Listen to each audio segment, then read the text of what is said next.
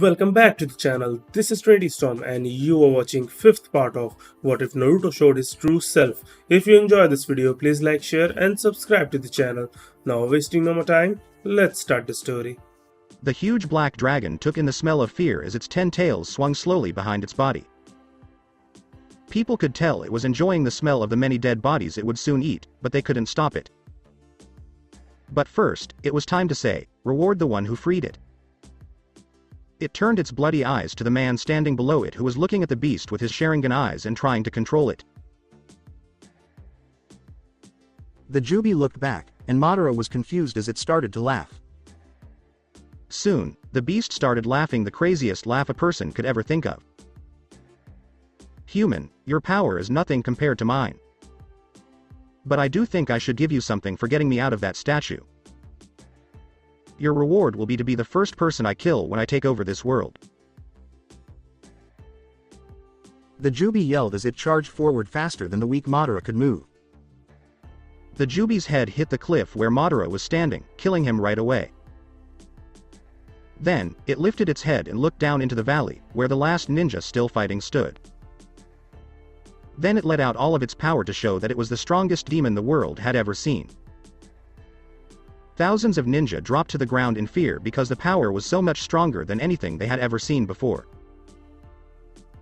No matter which side they were on, it was now clear that the Juubi would kill them all.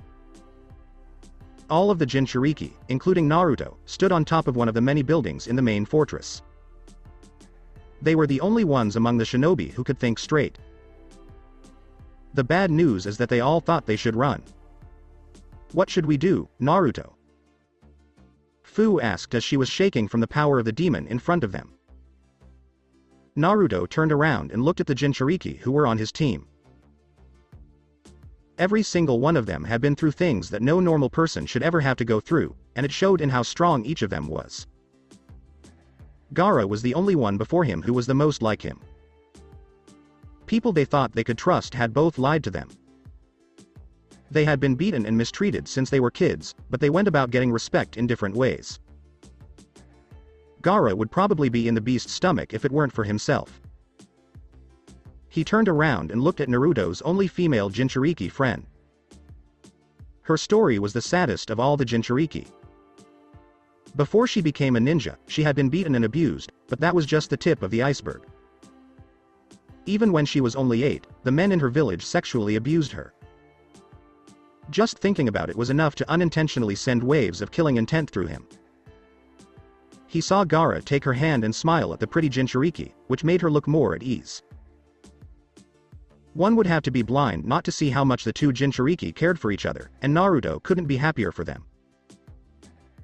Then he looked at Killer Bee, who was the oldest of the Jinchuriki who were still alive. Bee had the easiest life of the Jinchuriki who were still alive, but they didn't hold it against him because he still knew what it was like to be a sacrifice. His father didn't care about him, but luckily, his brother still treated him like a brother should. Overall, he thought that if today was his last day in the land of the living, he was damn proud to have known and fought with the 3 warriors who stood by him even when he faced the most dangerous demon ever seen.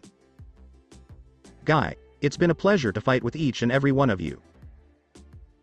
A year ago, I never would have thought that the 4 of us could work together, but now we are the most powerful team in all the lands. If I were to die today, there is only one other person besides you 3 that I would want to spend my last moments with. Let's give this jerk everything we've got, and maybe he'll remember our power even in hell. Naruto said this as the others looked at him with hope. Let's kill this beast so we can eat when we get home. Bee rapped, and the other 3 laughed at the older man. Naruto, you've never led us astray, and I'm proud to fight with you. If this is our last battle, we'll show him how powerful each of us is, even if it's our last. Fu yelled, and Gaara smiled. I'll be there for you until the end, brother. Gaara said it in a simple way, but Naruto didn't need to hear more from his brother. Let's give it our best shot and see what happens.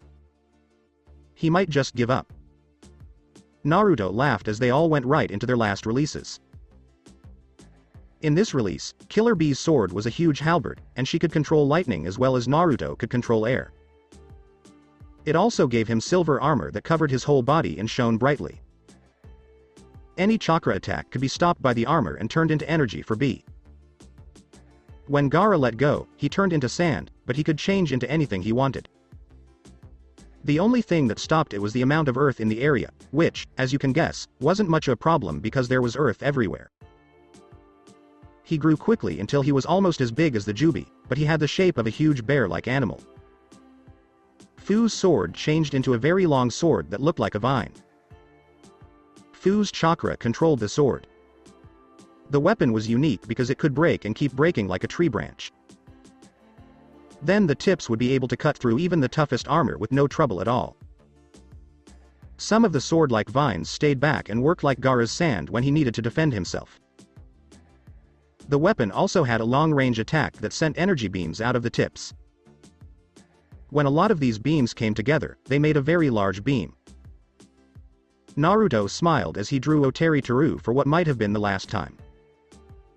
He could feel the sword give him confidence, which was all he needed to keep going. Oteri Teru spread to the four corners of the world. He yelled as he felt his chakra rise and the feeling of freedom that came with this form. The Juubi laughed as the four Jinchuriki all let go of the last part of their swords at the same time. It was a little surprising to find out that they didn't have as much chakra as he did when they worked together. It might have to fight the last Jinchuriki. Everyone started to get the chakra they needed for their strongest attacks. It should be enough to at least hurt the Juubi, and they should be able to kill it after it has been hurt. Finally, they all got together and gathered the chakra as the Juubi gave them an evil smile that could easily be read as, "Give me your best shot. Give it to him. Konpeki Rakurai. Sen Suru Bimu. Denko Hanma. Mogaru Akari." The Jinchuriki yelled as they threw their most powerful attacks at the beast. Azure Lightning, Thousand Vine Beam, Lightning's Hammer, and Blazing Wrath, by the way. Naruto fired his blue energy blast. Fu's sword, which looked like a vine, split into 1,000 vines that all fired at the Juubi at the same time, making a huge beam of green energy. B fired his now glowing silver sword into the air, where a bolt of lightning hit the sky and then shot towards the Juubi.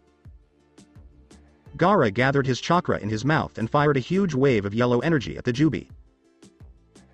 All of the attacks hit the Biju at the same time, which caused a huge explosion that could be compared to a small nuclear blast. All of the shinobi who were still in the valley could feel the heat from the attack. Some of the people in the front got small burns when they were hit. This woke up everyone in the army, who had been sleeping. With this, everyone knew they had to go back. They had already talked about what they would do if something like this happened. With the stealth that only ninjas have, they quickly left the valley as the smoke from their attacks cleared. That was a pretty good attack right there. You four could have taken over this world a long time ago if you had wanted to. I'm sorry, but I don't need you four. As it stood up and looked at Gaara, who was still in bear form, the Juubi yelled. Naruto yelled, "Gaara, fight the Juubi while we try to figure out what to do." As he watched the Juubi throw its tails at Gaara. "Fu, I need you to try to mess up the Juubi's eyes with your attacks. B, you and I will crawl under it and look for a weak spot to attack. We hope that it will turn that thing into a person." Naruto said this, and the others nodded and did what they had to do. Gaara was stuck by all 10 tails, but he broke apart, turned back into a bear, and threw an arm of sand at Juubi's body. Gaara's tails blocked the attack and slammed him into one of the valley's mountains. He broke up again when he hit, and just below the Juubi, he came back together as a scorpion. He tried to cut the tails apart by lifting its claws, but they moved out of the way at the last second. In response, the Juubi swung one of its clawed arms at Gaara's body, but Gaara had just enough control over the earth to stop the clawed arm. When Gaara saw that the Biju's neck was wide open, he sent his stinger straight for the neck, but to his horror, the stinger just bounced off the neck. "It looks like you're not strong enough to hurt me." The Biju said this as it pushed Gaara away from it. Gaara yelled as he turned into a giant gorilla and charged the Juubi, "I may not be able to pierce your skin, but I can still beat you up." The Juubi's tails came at him, but he used his stronger arms to smash right through them. He crashed into the Juubi and smashed him right into the mountain, scoring his first direct hit of the fight. But a claw quickly knocked him back when it cut across his stomach. When the 10 tails came out of him again, ready to stab him in the stomach again, he couldn't do anything. The Juubi, on the other hand, cried out in pain as its tails stopped moving and went back to its body. Gaara saw that Fu's sword had many vines that were cutting into the Juubi's face. It seemed that only bijus with longer tails could cut through the beast's skin. This is what Gaara used to give the Juubi an uppercut that sent it flying into another mountain. Gaara and Fu fired their energy attacks at the Juubi again, which caused another explosion that made the whole mountain fall on top of the biju. Bee and Naruto had to run a long way to get under the huge Juubi. As they ran, they could see Gaara and the Juubi fighting.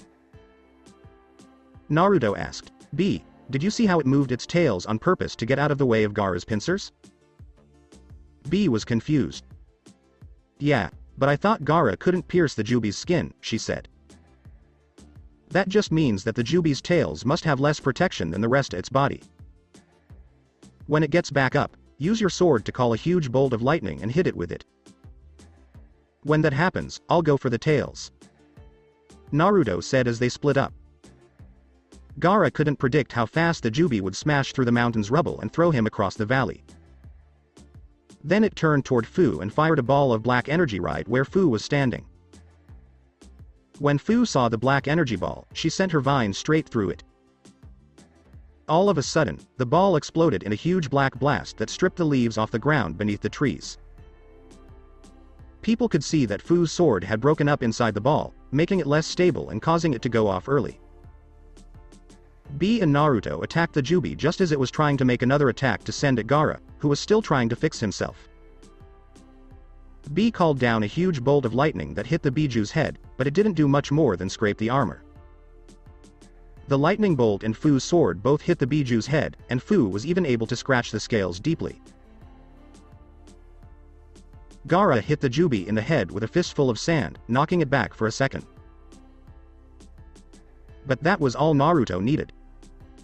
He jumped out from behind one of the tails, put as much wind chakra as he could into his sword, and cut right through one of the Juubi's 10 tails.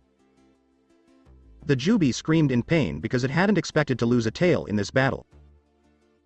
Since it wasn't made of pure chakra like the other beasts, it was angry that it lost a tenth of its chakra forever. When one of the tails turned around, it caught Naruto by surprise and slammed him hard to the ground. "I will kill every single one of you humans. Try my full strength." The Juubi screamed as a huge dragon was covered in black chakra that seemed to eat the light around it. This meant that they had made it impossible for the Juubi to deal the first blow. Gaara shrunk down until he was the size of a normal tiger, and he and the others went to look for Naruto. It wasn't hard to find him because you just had to look for the huge hole he made when he crashed. Naruto stood in the middle of the crater. Blood was running down his head, and the attack had torn his clothes to pieces. "Dang Naruto, I don't think I've ever seen you in so much pain before," Bee called out. "Stop. The attack from that thing surprised me, but I did hurt it as well. Now that it has turned into a person, we will have to fight it together. Fu, keep attacking from a distance. When you see an opening, Gaara will hit hard, and Bee and I will fight it up close." Naruto said this, and everyone nodded. At that moment, a blast of black energy hit them, but they had already spread out. Naruto was in the air when he saw a pure black blade flash in the corner of his eye. The blade cut through him, though, because he was made of air particles. He got angry and brought the sword down on his opponent, who easily blocked it. For a person, that's an interesting power. The Juubi said this as it tried to attack Naruto again, but this time the blade had chakra running through it, making it look silver. Naruto blocked the attack with chakra running through his blade. He did this because he knew that the Juubi could still cut him with chakra attacks. At that moment, Bee launched himself at the Juubi, who was now clearly seen wearing a black, torn clone that only showed his mouth. His yellow teeth and long, deadly-looking fangs could make men wet themselves just by looking at his mouth. Bee put lightning chakra into his big blade and hit a Juubi, who pushed Naruto back and blocked Bee's big blade. Naruto attacked again with B, but the Juubi easily beat back both of them at the same time. He could even avoid Gaara's attacks when he was open. It didn't notice that Fu had been spreading out her sword across the field around them. But all three attackers already knew the plan, so they all jumped away at the same time as Fu's sword shot at the Juubi from all directions. Everyone watched as the Juubi's 8 remaining tails all rose up, making a dome-shaped shield around its body. All of the vines hit the shield, but none of them were able to break through the shield's armor. All of a sudden, the shield exploded with black energy and shot the sword away. The Juubi fired straight at Fu because they wanted to get rid of a threat right away. Gaara quickly moved in front of the Juubi, but the Juubi slashed him deeply in his sand, setting the sand on fire with silver flames. Gaara screamed in pain as the Juubi stood over his weakened body. Fu aimed to pierce the Juubi's heart with her sword, but the Juubi knocked away the sword that looked like a vine and sent his blade straight at Gaara's head. Gaara jumped away just in time as a blade of wind came close to taking his head. It looks like his tails aren't a weakness anymore in this form. He's just a human with a lot of chakra. Naruto said this as he fought the Juubi again to protect Gaara from the Biju. B joined him, but the Juubi was still too strong for them. It easily blocked their attacks with a cruel grin on its face. Fu looked at Gaara, who had hurt himself badly when he fell out of his release and was now burned and had a deep cut on his chest. Fu was furious when she saw Gaara in this state, so she threw her sword at the Juubi. Naruto surprised the Juubi by kicking him in the chin, which sent him flying into the air, where B was waiting. B smashed his foot into the Juubi and sent it straight toward Fu's sword like vine. At the last second, she shot a ray of beams at the stunned Juubi, and where the beast was, there was a huge explosion. B asked as he got back into his stance, "Did we get him?" That didn't have enough power to kill him. Naruto said this, and when the smoke cleared, he saw Juubi standing in what was left of his cloak. He was hurt and burned. He had thick black scales all over his body, and he really did look like a demon. It roared in anger, "Damn you! I will kill you all!" As it disappeared from view. The last 3 Jinchuriki looked around quickly to see if they could find any sign of the creature.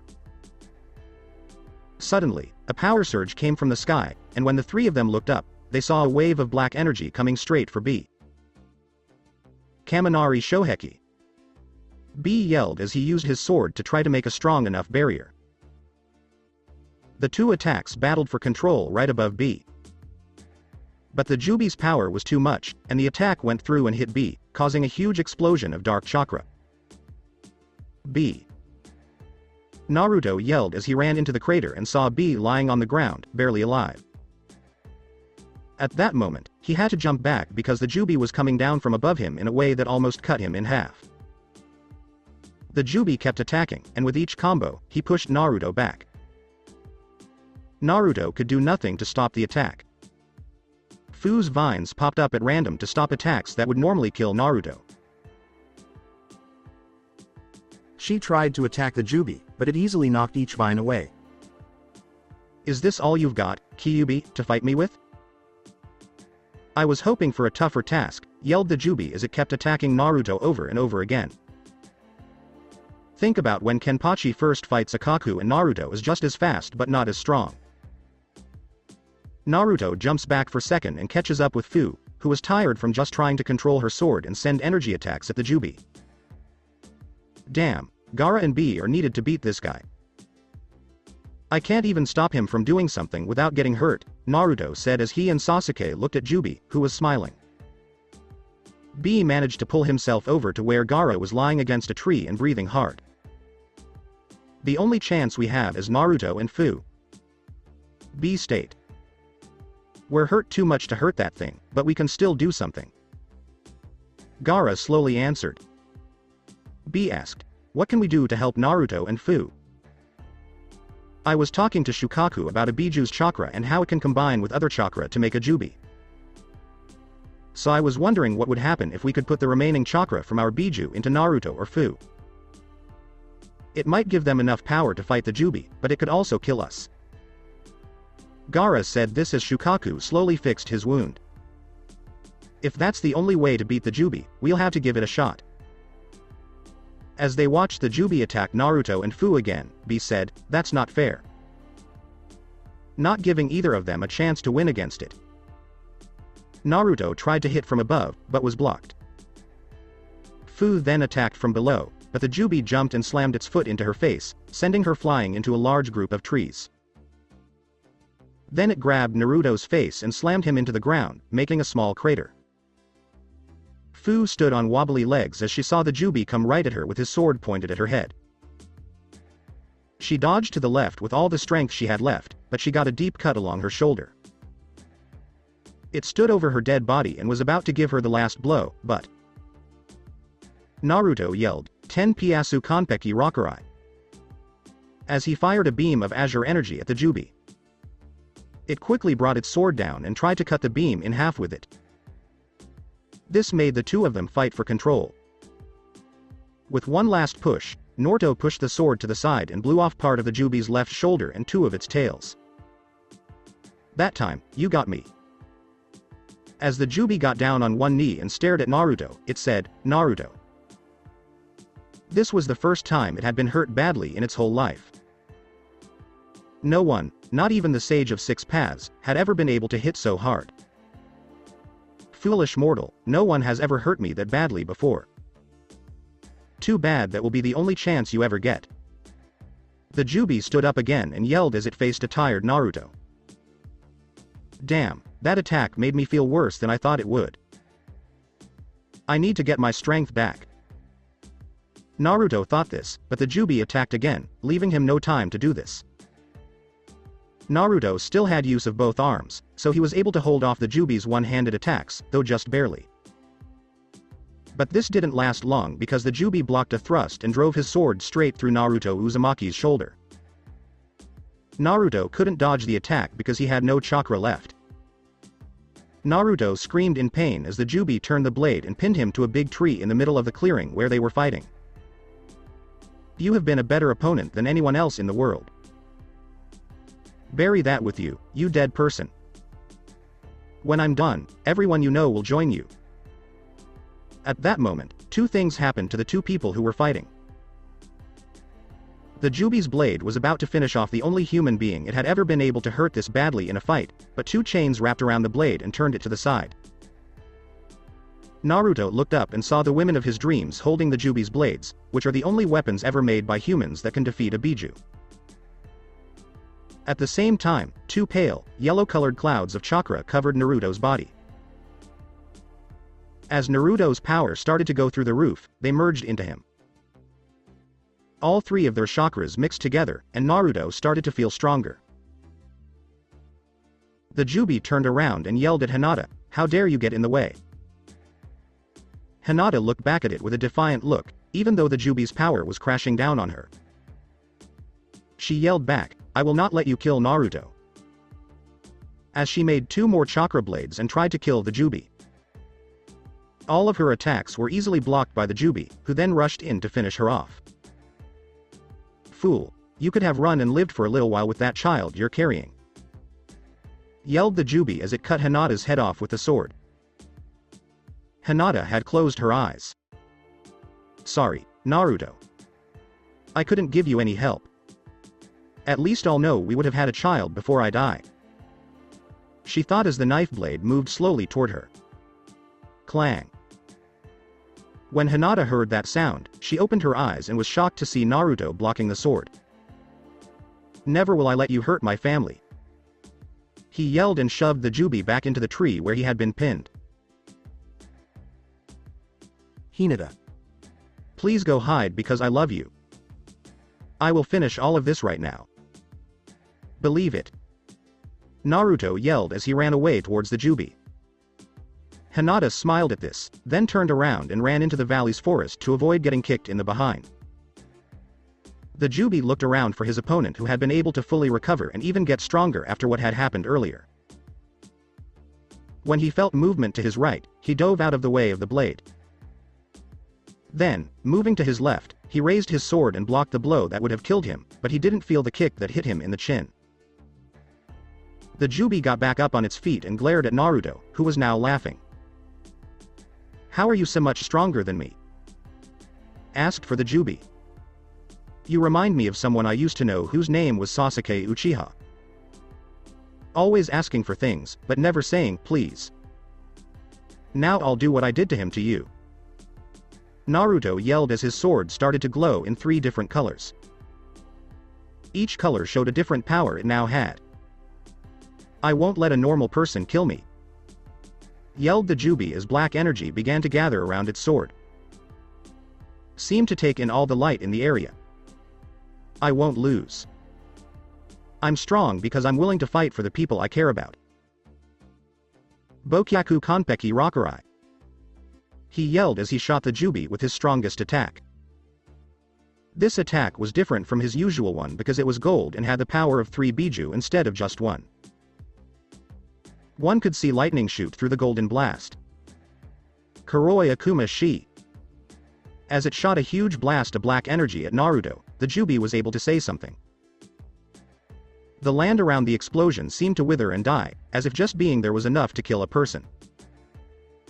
Gold and black crashed into each other as their huge attacks tried to beat each other. Both fighters put everything they had into the fight, hoping to hurt and kill the other.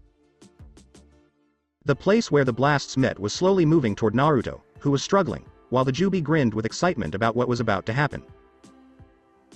"I can't let that thing win," she said. "I will do it for Hinata and for the child we will have together." Naruto yelled, "For all of my friends and family who have stood by me all these years as we work to bring peace to the world." As he put even more power into the attack. Soon, the blasts were even again at the center. The Juubi clenched its teeth in anger as it kept putting energy into the attack it was trying to launch. But no matter how much power it put into the attack, it didn't work because Naruto's determination was so much stronger than the Juubi's power. The terrified Juubi tried desperately to win the fight, but Naruto's attack slowly got closer and closer. Naruto gave the beam one last big push of power and sent it straight into the Juubi. The huge blast of energy tore the Juubi into pieces. With a final cry of pain, the strongest warrior the planet had ever seen wiped the Juubi off the face of the earth. A warrior who could stand up to even the strongest demons. Naruto smiled as he stood in the middle of a huge crater made when the 2 attacks hit each other at the same time. At this point, the 2 energies that had been in his body earlier left to go back to where they came from. As Naruto fell to the ground, he could no longer see. The last thing he heard was a familiar voice calling his name. Naruto looked at his village, which was in the place where his ancestors had lived. 6 years had passed since he beat the Juubi, and things were better than ever. His friends and family were happy and living the lives they deserved, and now he could finally do the same. Soon after the Juubi were killed, his friends found him and helped him get better, but he didn't wake up for a whole week. As soon as the Juubi was defeated, the villages that were against his alliance gave up and signed a treaty that basically forced them to join it. As the leader of the alliance, he was able to quickly change the villages so that they were less ready for war and more ready for peace. People quickly saw that the changes weren't as bad for the village as they had thought. In fact, after 2 years, every village that had been against him had turned things around and become major peacemakers. Not everyone was happy about the sudden change that happened in the villages. 3 years ago, the older generation in both Kumo and Iwa staged a coup from within. The leaders thought that many of the young people would back a revolution to get power.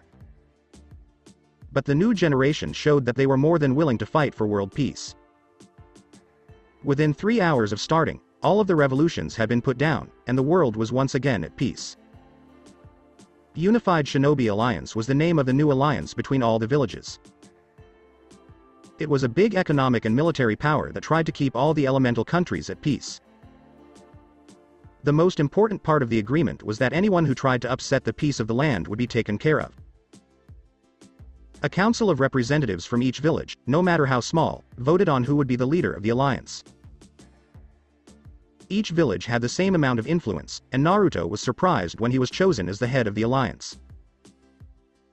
There was no other power in the world that tried to upset the peace that the alliance had made, so he didn't have to work too hard to be in charge. Naruto laughed as he thought about the day he was chosen. Everyone in the alliance knew who Naruto was, so none of his friends could understand why he was surprised to get the seat. But none of that was important to him. He only cared about the two children playing on swings in his backyard while their mother watched them. Hinata and he had a beautiful boy and a beautiful girl only 1 year after the Juubi were defeated. They named the boy Minato in honor of Naruto's father, who gave him the power to save the world. Hitomi was the girl's name. It came from Hinata's mother, who taught her to be kind and caring. Minato was a lot like Naruto in almost every way, right down to the way he was always excited. One thing that made him different from Naruto was that he was smart in almost every way, but he never showed it. The boy loved ramen, and whenever he went out, he had to wear orange. If you said that Minato was like his father, you could also say that Hitomi was like her father. The girl had short blue hair, but she didn't have her mother's Byakugan eyes. This was good for her, though, because she had never liked the Hyugas. She wasn't as nervous as her mother was at that age, but she did blush like crazy sometimes. When Hinata was a girl, she even liked the same things as her mother. She was also a genius, and she was even a little smarter than her brother Minato, which she often told him to his face. He smiled as he watched the twins laugh and play, wishing it would always be this way. But he knew that bad things would always be around. Toby wasn't the first person to try to destroy the world for power, and he won't be the last. When the next one came, though, everyone would be ready. Together under a banner of peace and trust, the world he helped build would show how strong the bonds of friendship and trust were. No, Naruto didn't have anything to worry about. In fact, he felt sorry for the people who caused trouble, because they would never get what they wanted. As long as a single beam of light shone in the darkness, there would always be peace. So he didn't have to worry about anything, because in the end, good would always win over bad. No matter how powerful someone was, they would only fight for something that was important to them. Will ever be strong enough to keep going and win. That is what makes people strong. As long as there were still people willing to fight, death and destruction could never win. So that's it for today. I hope you guys enjoyed it. Don't forget to like, share and subscribe to the channel for more awesome stories like this. Thank you. See you all in my next video.